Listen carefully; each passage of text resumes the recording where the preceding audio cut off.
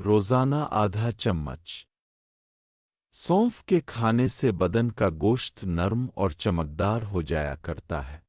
گھٹنے کمزور ہو گئے ہیں تو بینگن کا سالن پکا کر کھایا کریں۔ گھٹنے کمزور ہونے سے بچ جایا کرتے ہیں، امرود کھایا کریں۔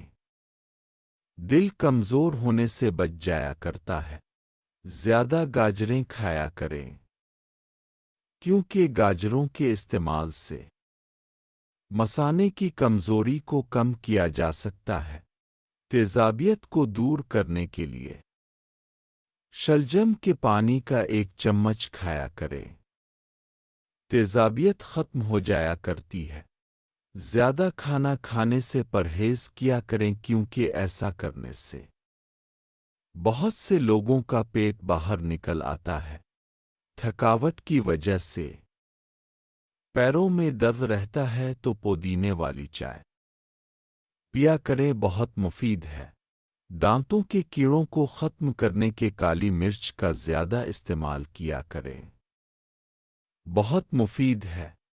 گاجر کے جوس میں شہد کا 1 چمچ ملا کر کھا لینے سے سر کا درد ختم ہو جایا کرتا ہے۔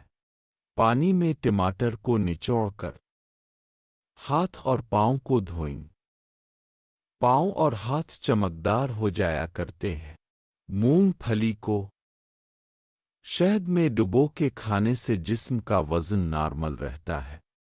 بھنے ہوئے چنوں کے صفوف میں 1 چمچ دیسی گھی کے ملا کر کھاؤ، جسم کے کمزور پٹھوں میں طاقت آ جایا کرتی ہے۔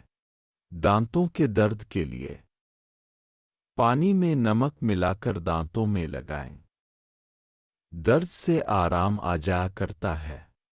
چہرے پر دانے ہوں یا پھر چھائیاں ہوں تو 3 چمچ بیسن میں 1 چمچ لیموں کے رس کا ملا کر چہرے پر لگائیں، چہرے سے چھائیاں اور دانے ختم ہو جایا کرتے ہیں۔ کھانسی کا مسئلہ ہو تو پودینے کے ابلے ہوئے پتوں کے پانی سے غرارے کیا کریں، کھانسی کے لیے بہت مفید ہے۔ ہارمون شہد کا استعمال ٹانگوں کے درد کے لیے بہت مفید ہے۔ رات کو پھل کھا کر فوراً سو جانے سے پیٹ میں بدہضمی ہو جایا کرتی ہے۔ سیب کا چھلکا چہرے پر مسلنے سے چہرے کی تازگی بڑھ جایا کرتی ہے۔ کچا آلو کھانے سے پیٹ میں درد شروع ہو جایا کرتا ہے۔ سونفوہے والا پانی پینے سے باہر نکلا ہوا پیٹ اندر سکڑ جایا کرتا ہے۔ جن لوگوں کے سانس کا مسئلہ ہے تو انہیں چاہیے کہ آڑو کو پانی میں ابال کے ناف پر نچوڑ دیں، سانس کی تکلیف سے نجات مل جائے گی اور ساتھ دورانیہ بھی 1 سے 2 گھنٹے تک ہو جائے۔ اس کے علاوہ معدے کو طاقت بھی ملا کرتی ہے۔